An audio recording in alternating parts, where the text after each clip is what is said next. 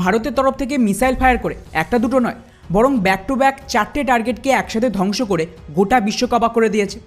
কেননা হালেই ভারত যা করে দেখিয়েছে এটা আর অন্য কোনো দেশ আজ পর্যন্ত করতে পারেনি।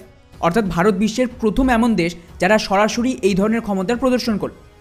আর বন্ধুরা, সবচেয়ে ইন্টারেস্টিং বিষয় এমন নয় যে এই ধরনের মিসাইল সিস্টেম একা ভারতের কাছেই রয়েছে, বরং এটা বলা উচিত যে এই ফিল্ডে ভারত তো খুবই নতুন, কিন্তু তাও এভাবে ব্যাক টু ব্যাক সোয়াম অ্যাটাকের বিরুদ্ধে নিজেদের ক্ষমতার প্রদর্শন করা একটা বিরাট বড় অ্যাচিভমেন্ট ছিল, যার উপরে আমাদের ডিআরডিও না কেবল এই ভিডিও ফুটেজটা বিশ্বের সামনে রেখেছে, বরং প্রমাণ হিসেবে রাডারের যে ইনফরমেশন সেটাও ভিডিওর মাধ্যমে তুলে ধরেছে। আর ডেফিনেটলি এই ভিডিওটাও আমি আপনাদের দেখাবো। তবে তার আগে এটা জানা জরুরি যে কিভাবে ভারত এই 4টে টার্গেটে ব্যাক টু ব্যাক হামলা করলো। তো বন্ধুরা, ডিআরডিওর অফিসিয়াল রিপোর্ট অনুযায়ী আমাদের অন্ধ্রপ্রদেশে অস্ত্রশক্তি নামক একটা এক্সারসাইজ করা হচ্ছিল।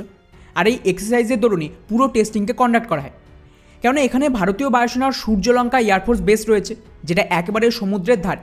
ফলে সুবিধা হলো সমুদ্রের ওদিক থেকে হামলা করা সহজ, আর যার ডিস্ট্রাকশন হবে সেটা একদম সমুদ্রের ওপর হতো, এতে সাধারণ মানুষের ক্ষতি হবে না।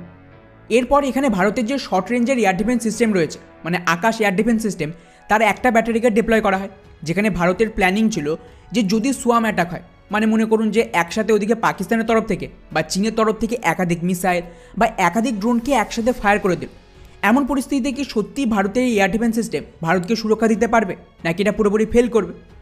আর ঠিক এটাই দেখার জন্য সমুদ্রের দ্বিতীয় প্রান্ত থেকে পরপর 4টে টার্গেট লঞ্চ করা হয় এয়ারফোর্স স্টেশনের দিকে, যেমনটা আপনারা ভিডিওতে দেখতেও পাচ্ছেন। আর এটাকে কাউন্টার করার জন্য এদিক থেকেও আমাদের এয়ার ডিফেন্স সিস্টেমের রাডার ওটাকে ডিটেক্ট করে এবং পরপর 4টে মিসাইল ফায়ার করে এই পুরো টার্গেটকে ধ্বংস করে দেয়। যার উপরে এই যে মিডিয়া রিপোর্ট সেটাও দেখুন, যার মতে 25 কিলোমিটার দূর থেকেই ভারত এই সফলতা পেয়েছে। আর বন্ধুরা, সবচেয়ে ইন্টারেস্টিং ব্যাপার, ভারতের এই যে আকাশ এয়ার ডিফেন্স সিস্টেম এর একটা ব্যাটারি ছিল, যার মধ্যে মোট 4টে লঞ্চার ছিল, এবং এই যে প্রত্যেক লঞ্চার তাতে 3টে করে মিসাইল থাকে। ফলে আমাদের এই ধরনের একটা আকাশ মিসাইলের সিস্টেমে একসাথে 12টা টার্গেট ডিস্ট্রয় করার ক্ষমতা রাখে। কিন্তু মুশকিল হলো এই সমস্ত লঞ্চার কোঅর্ডিনেটভাবে স্যাচুরেট হামলার বিরুদ্ধে কাজ করতে পারবে কিনা, তার জন্য কিন্তু প্রত্যেক লঞ্চার থেকে একটা করে মিসাইল ফায়ার করে, যেটা এই ভিডিওতে আপনারা দেখতেও পাবেন। ফলে এই 4টে লঞ্চার থেকে 4টে মিসাইল ফায়ার করা হয় এবং তারপরেও আরও 8টা মিসাইল রাখা ছিল। আর এই মুহূর্তে আপনারা যে ভিডিও ফুটেজটা দেখছিলেন এটাই কিন্তু অরিজিনাল ফুটেজ ছিল, যেখানে পুরো ক্লিয়ারলি দেখানো হয়েছে এই টেস্টের লাইভ ফুটেজ, এবং তার সাথে রাডারের ফুটেজও রয়েছে।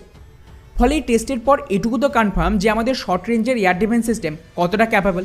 আর এই কারণেই কিন্তু গোটা ভারতীয় সীমান্ত জুড়ে, স্পেশালি আমাদের যত গুরুত্বপূর্ণ মিলিটারি বেস রয়েছে সব জায়গায় এয়ার ডিফেন্স সিস্টেম অ্যাক্টিভ রয়েছে, এবং এখনও এর কিন্তু আরও অ্যাডভান্স ভেরিয়েন্টকে তৈরি করা হচ্ছে।